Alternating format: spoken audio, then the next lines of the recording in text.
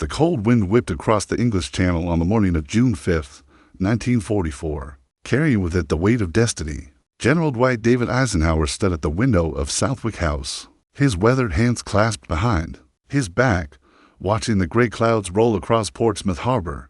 Below him, the greatest armada in human history waited for his word: 156,000 men, whose lives hung on a single decision that would either liberate Europe or doom it to continued darkness. The Supreme Allied commander had already postponed the invasion once.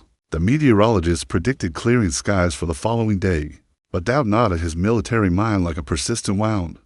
Operation Overlord, the code name for this massive undertaking, represented for years of meticulous planning, countless lives, and the hopes of millions of enslaved Europeans. Every detail had been scrutinized, from the artificial harbors called mulberries to the elaborate deception campaign that convinced the Germans the main assault would come at Pas de Calais. According to detailed accounts from the National Archives and Stephen Ambrose's comprehensive work D-Day, June 6, 1944, the psychological pressure on Eisenhower was immense. His staff officers moved quietly through the command center, their faces reflecting the gravity of the moment. Maps covered every available surface, marked with red arrows indicating assault routes, blue lines showing naval bombardment zones, and countless symbols representing the intricate dance of destruction they were about to choreograph. Field Marshal Bernard Montgomery, commander of all ground forces for the initial assault, paced the adjacent room with characteristic confidence. Monty had argued successfully for expanding the invasion from 3 divisions to 5, recognizing that the German Atlantic Wall would require overwhelming force to breach. His 21st Army Group included both British and American forces, a testament to the unprecedented cooperation between allies who had sometimes disagreed on strategy, but never on ultimate objectives. The paratroopers of the 82nd and 101st Airborne Divisions were already suiting up at airfields across southern England. These young men, many barely out of their teens, would be the first to taste combat on Norman soil. Their mission was crucial: secure the flanks of the invasion beaches, capture key bridges and crossroads, and prevent German reinforcements from reaching the coastline. Major General Matthew Ridgway of the 82nd knew his men faced a night drop behind enemy lines with no guarantee of support until the seaborne forces could link up with them. Meanwhile, in the harbors of Portsmouth, Southampton, and countless smaller ports, the naval component of Operation Neptune, the maritime portion of Overlord, made final preparations. Admiral Bertram Ramsay commanded over 6,000 vessels, from mighty battleships like the USS Nevada and HMS Warspite to tiny landing craft that would carry the assault troops across the Channel's treacherous waters. The logistical complexity was staggering: ammunition, medical supplies, vehicles, fuel, and food for an entire army had to be loaded, transported, and delivered with precision timing. As darkness fell over England on June 5th, Eisenhower made his final rounds, visiting with the paratroopers who would soon board their aircraft. His famous words to the men of the 502nd Parachute Infantry Regiment, "Good luck, and let's go get them," masked the terrible weight of command he carried in his pocket. He kept a handwritten note accepting full responsibility should the invasion fail, a testament to the crushing burden of leadership in democracy's darkest hour. The die was cast. Tomorrow would bring either triumph or catastrophe, but there could be no turning back from the path that led from sky to shore. At 2300 hours on June 5th, 1944, the droning thunder of 1,200 aircraft engines shattered the English countryside's peaceful silence. The greatest airborne assault in military history had begun, as C-47 Skytrains and British Sterling bombers lifted off from dozens of airfields, their bellies heavy with paratroopers and glider-borne infantry who would soon fall from the Norman sky like deadly rain. Lieutenant Colonel Benjamin Vandervoort of the 505th Parachute Infantry Regiment felt the familiar knot of pre-combat tension in his stomach as his aircraft crossed the Channel. Around him, 20 paratroopers sat in grim silence, their faces blackened with camouflage paint, their equipment meticulously checked and rechecked. Each man carried over 60 pounds of gear: rifle, ammunition, rations, medical supplies, and specialized equipment for their individual missions. The weight would make landing treacherous, but every ounce had been deemed essential for survival behind enemy lines. The aircraft formation stretched across the night sky in 3 distinct streams. The westernmost group carried the 82nd Airborne Division toward drop zones near St. Mary-Église. tasked with securing the western flank of Utah Beach and capturing vital crossroads. The center formation bore the 101st Airborne Division to areas behind the beach, where they would silence German artillery positions and secure causeways across the flooded lowlands. The eastern stream carried British 6th Airborne Division toward the Orne River bridges, their mission to protect the invasion's left flank and prevent German armor from reaching the beaches. Military historians have documented extensively, as noted in Max Hastings' Overlord, D-Day, and the Battle for Normandy, that the flight across the Channel proved more challenging than anticipated. Anti-aircraft fire from German positions along the coast forced pilots to take evasive action, scattering the tight formations that had been so carefully planned. Cloud cover obscured landmarks, and many pathfinders, the elite troops responsible for marking drop zones, were themselves scattered or killed upon landing. Major John Howard of the British Glider Pilot Regiment led the most audacious mission of the night. His 6-horse gliders, carrying 180 men of the Oxfordshire and Buckinghamshire Light Infantry, were tasked with capturing intact the bridges over the Caen Canal and Orne River at Benouville. These bridges, codenamed Pegasus and Horsa respectively, were crucial for preventing German reinforcements from reaching Sword Beach. At 16 minutes past midnight on June 6th, Howard's gliders crash-landed within yards of their objectives, in what would be remembered as one of the war's most precise military operations. The thunderous impact of splintering wood and metal announced the beginning of D-Day combat operations. Within minutes, Howard's men had overwhelmed the surprised German sentries and secured both bridges. The first Allied soldiers were now fighting on Norman soil, establishing a toehold that would never be relinquished. Far to the west, the American paratroopers faced their own chaos. Many aircraft, flying through increasingly heavy flak, dropped their human cargo miles from intended zones. Private John Steele of the 505th Parachute Infantry Regiment found himself dangling from the church spire of St. Mary-Église, playing dead while German soldiers investigated the commotion below. His ordeal would become legendary, but it exemplified the confusion that characterized the early hours of the airborne assault. Despite the scattered drops, the paratroopers' training proved invaluable. Small groups of soldiers, often from different units, coalesced around natural leaders and began attacking German positions throughout the Cotentin Peninsula. The distinctive cricket noisemakers they carried helped identify friends in the darkness, though German infiltrators had captured some and created additional confusion. Colonel James Earl Rudder of the 2nd Ranger Battalion prepared his men for their specialized mission at Point du Hoc. Intelligence indicated that powerful German artillery pieces positioned on this clifftop promontory could devastate the landing forces at Utah and Omaha beaches. Rudder's Rangers would scale the 90-foot cliffs under fire, neutralize the guns, and hold their position until relieved, assuming relief ever came. As dawn approached over Normandy, the scattered airborne forces had achieved something remarkable despite the chaos.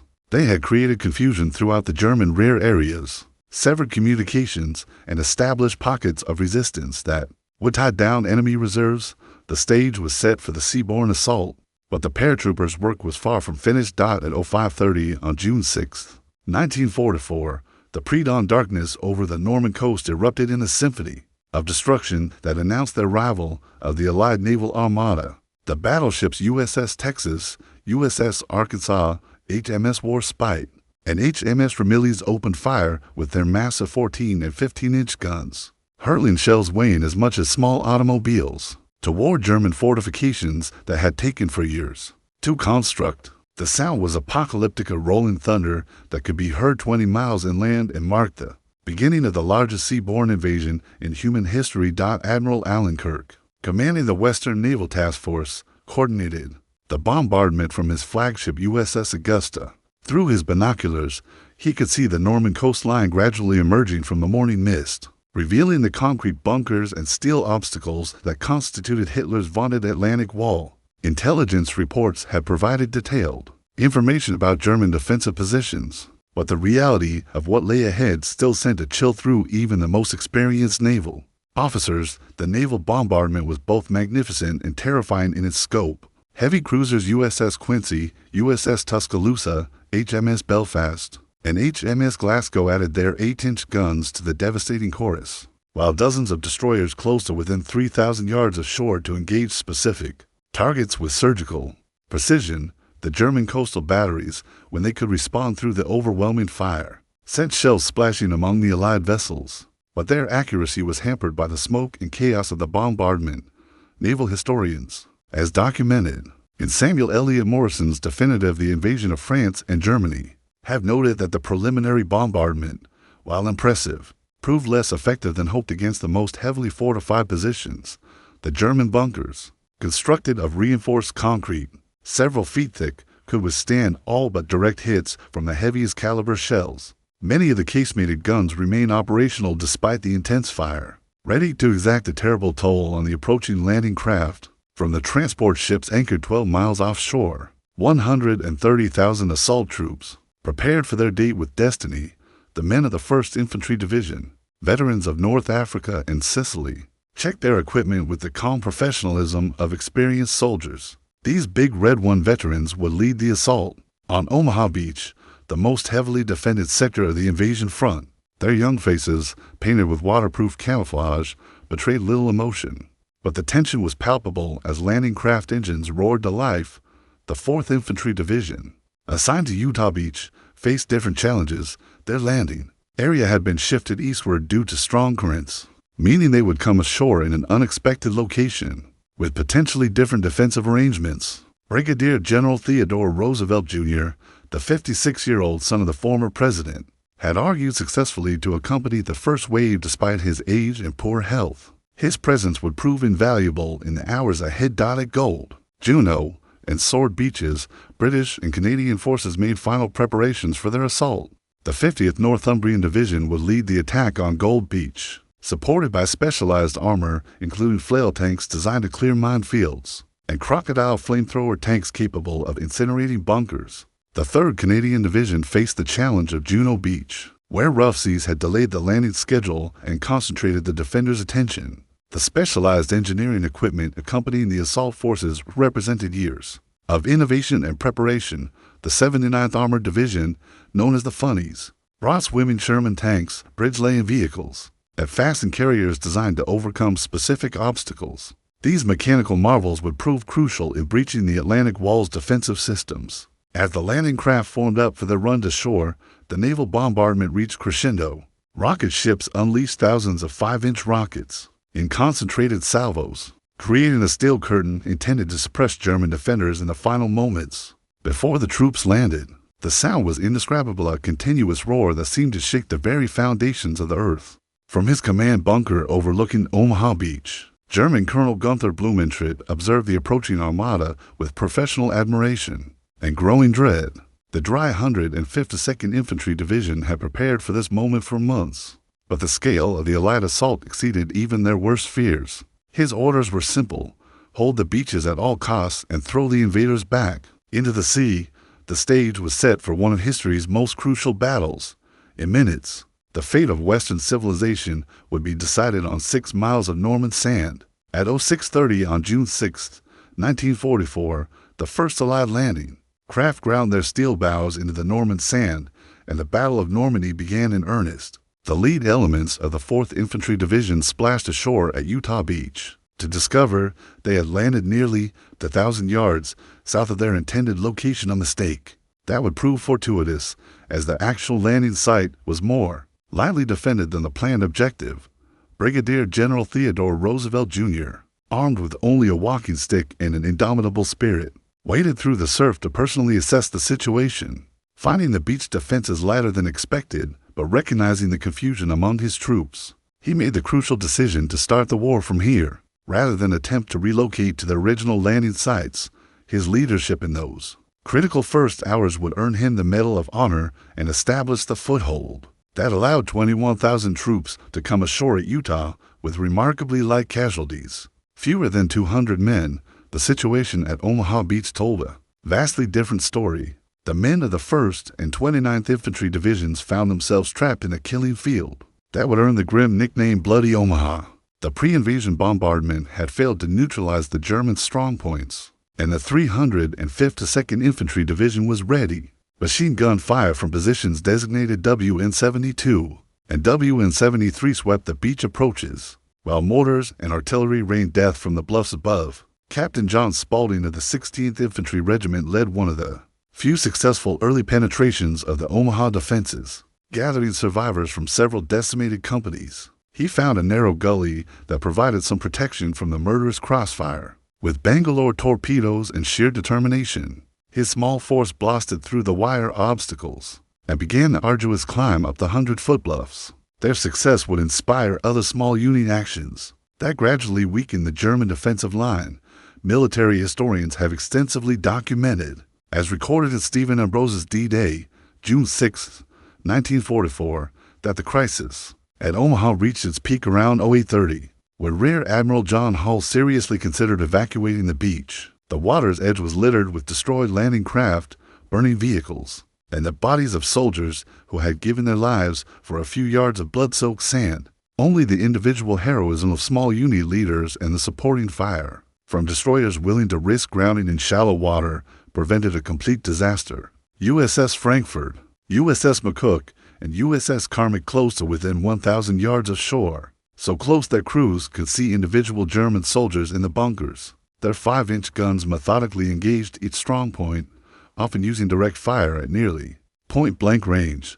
This naval gunfire support, combined with the gradual accumulation of troops and equipment on the beach, slowly began to tip the balance. The British and Canadian beaches presented their own unique challenges. At Gold Beach, the 50th Northumbrian Division encountered fierce resistance from the 726th Infantry Regiment, but the specialized armor of the 79th Armored Division proved its worth.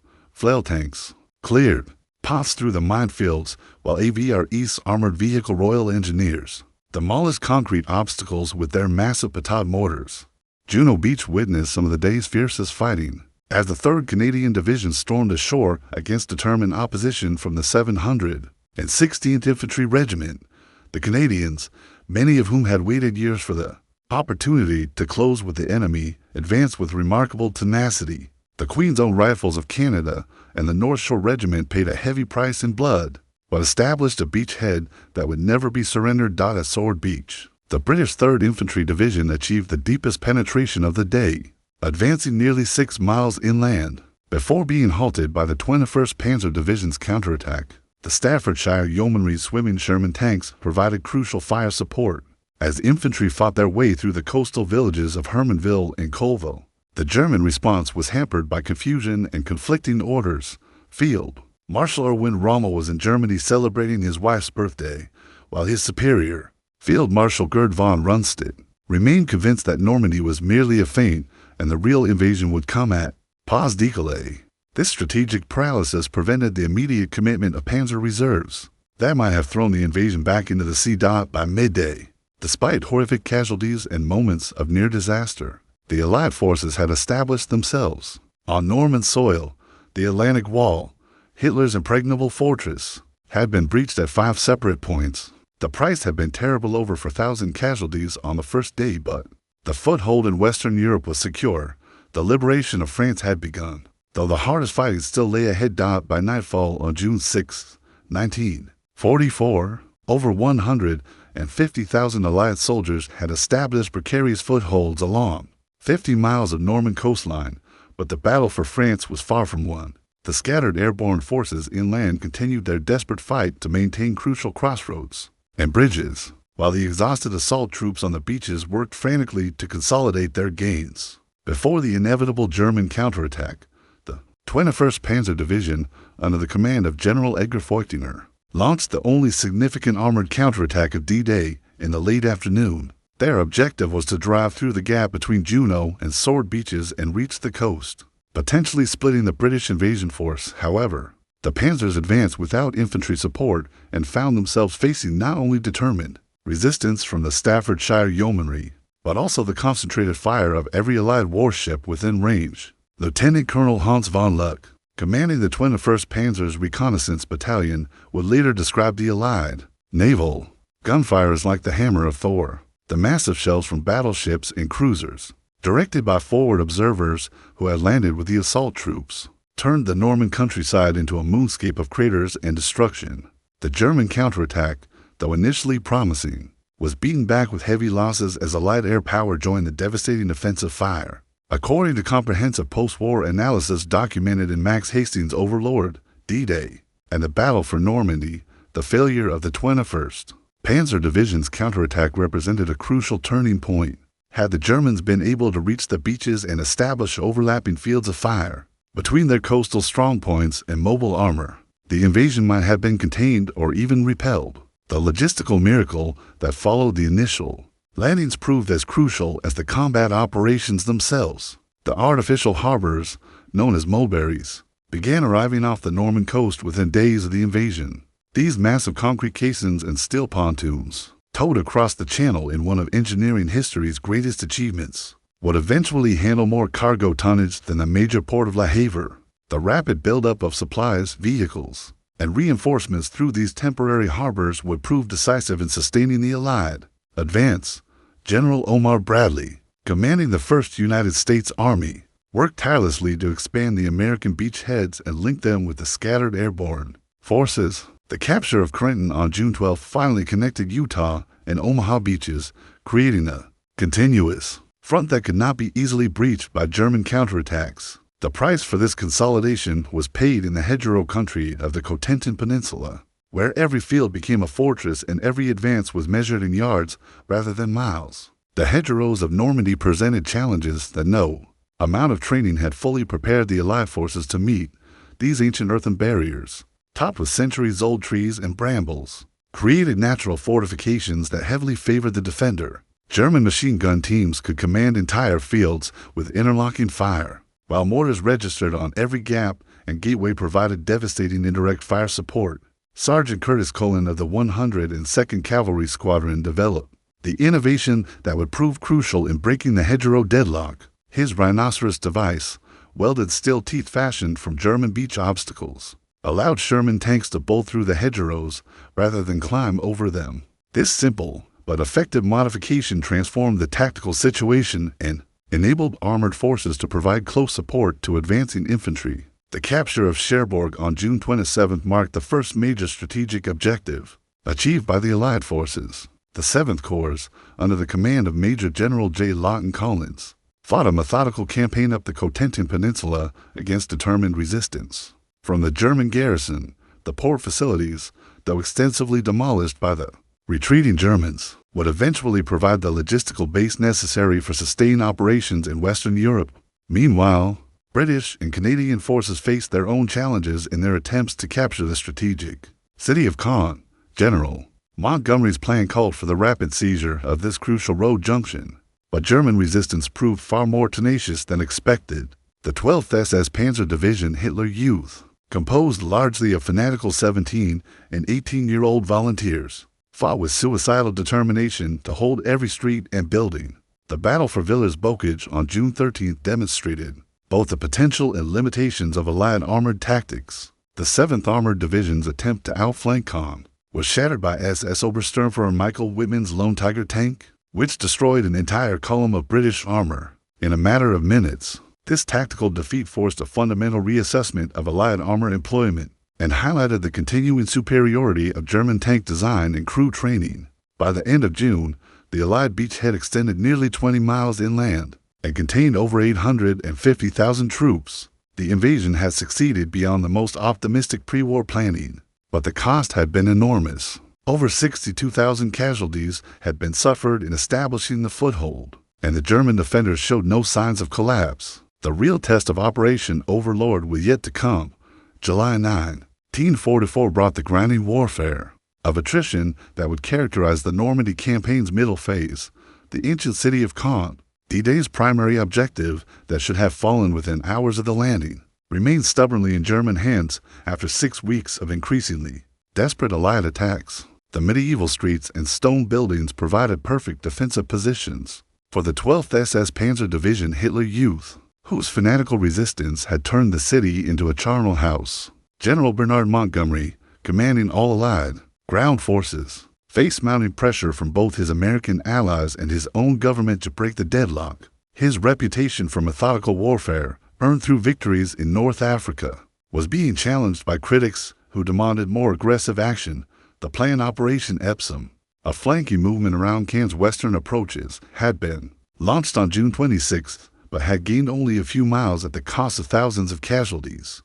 The Royal Air Force's attempt to break German resistance through strategic bombing proved both spectacular and tragically counterproductive. On the evening of July 7th, 406 heavy bombers dropped to 1,500 tons of explosives on the northern portions of Caen in preparation for Operation Charnwood.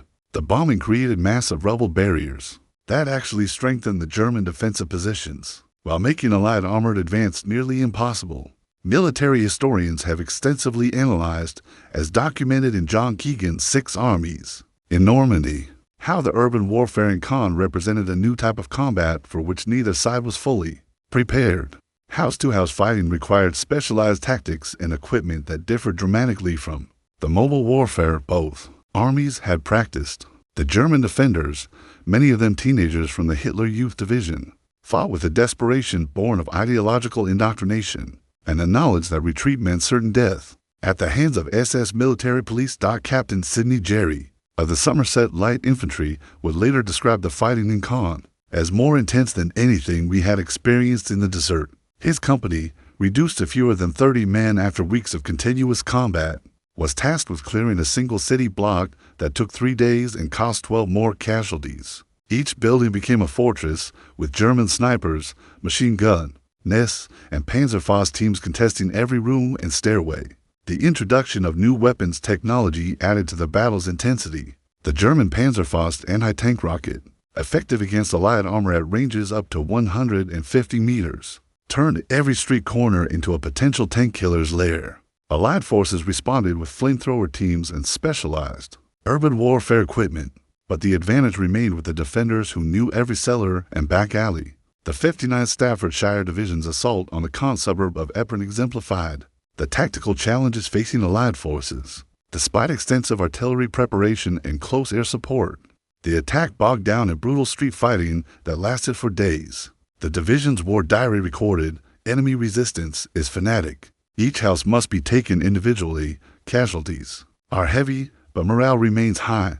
Meanwhile, to the west, American forces under General Omar Bradley prepared for their own breakout attempt. Operation Cobra, scheduled for late July, would concentrate overwhelming firepower on a narrow front near Saint-Lô in an attempt to shatter German defenses and enable a rapid advance into Brittany.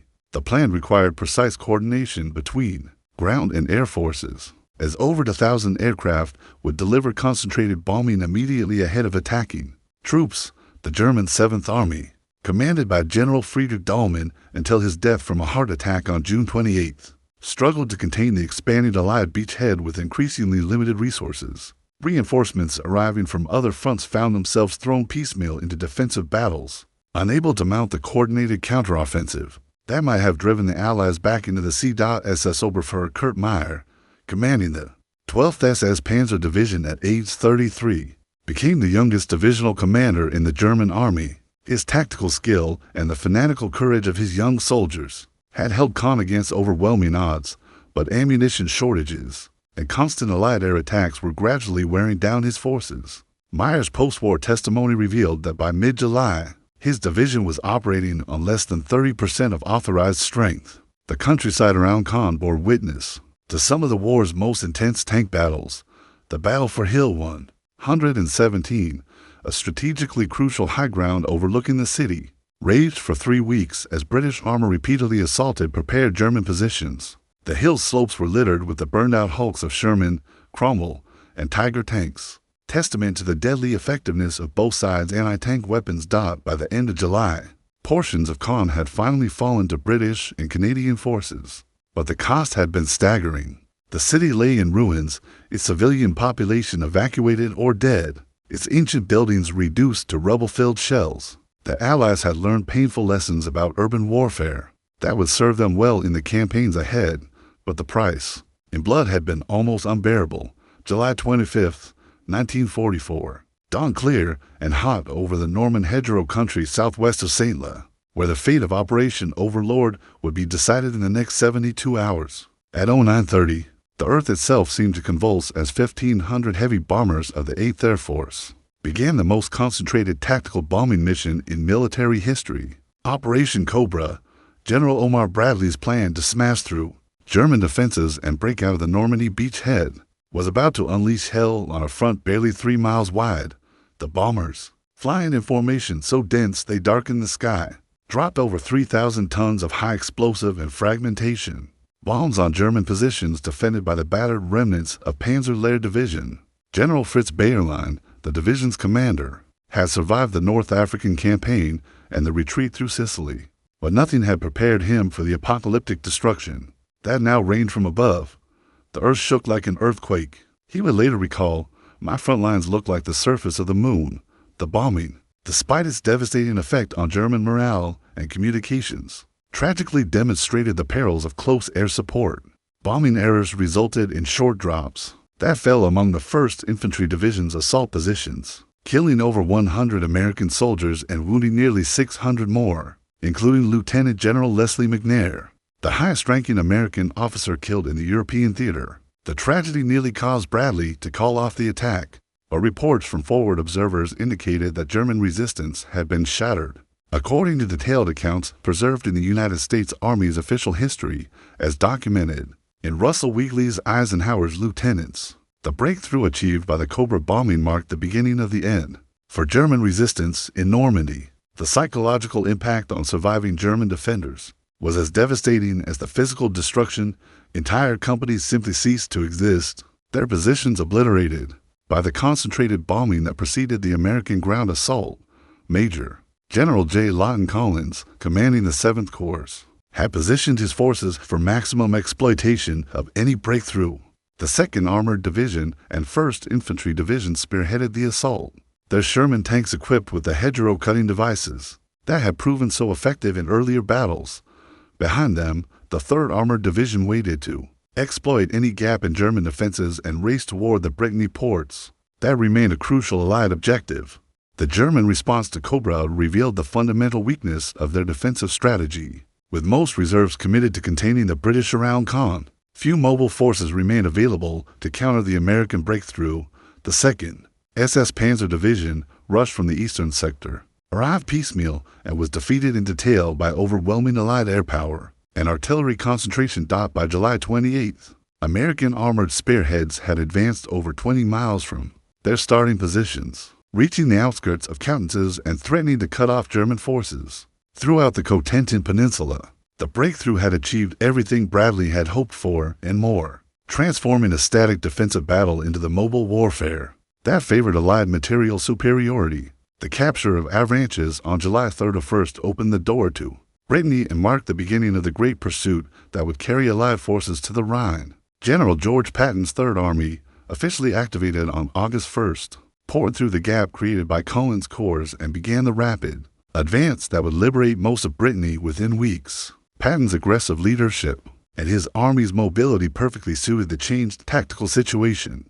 The German High Command's response to the Allied breakout revealed the strategic confusion that would doom their cause in Western Europe. Hitler's order for a counterattack toward Avranches, Operation Luttich, actually played into Allied hands by concentrating remaining German armor where it could be destroyed by overwhelming air power. The attack, launched on August 7th, was shattered within hours by rocket-firing typhoons and concentrated artillery fire. The Falaise Pocket, created when Canadian forces finally captured Caen and linked up with American spearheads driving north from Le Mans, became the graveyard of the German 7th Army. Over 50,000 German soldiers were killed or captured, and virtually all their heavy equipment was destroyed in the systematic Allied air attacks that turned the pocket into a killing ground from which few escaped. Field Marshal Gunther von Kluge, who had replaced von Rundstedt as commander of Army Group West, committed suicide on August 19th rather than face Hitler's inevitable accusations of treason.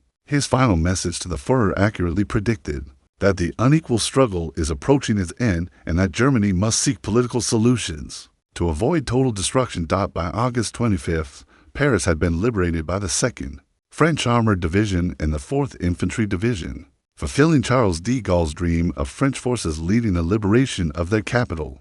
The German garrison commander, General Dietrich von Choltitz, surrendered the city intact despite Hitler's orders to destroy its bridges and monuments. Recognizing that the war was lost and further destruction would serve no purpose, the Normandy campaign officially ended on August 30, 1944. With German forces in full retreat toward the Rhine, the Allies had achieved everything Operation Overlord had promised and more, but the cost had been staggering, over 209,000 Allied casualties, including 37,000 dead, had been the price of victory. German losses were even higher, with over 400,000 casualties and the virtual destruction of Army Group West. As an effective fighting force, the success of D-Day and the subsequent Normandy campaign had opened the second front that Stalin had demanded and ensured that Nazi Germany would face a two-front war it could not win. The beaches of Normandy, watered with the blood of heroes from a dozen nations, had become the launching pad for the liberation of Western Europe and the final defeat of Hitler's thousand-year Reich.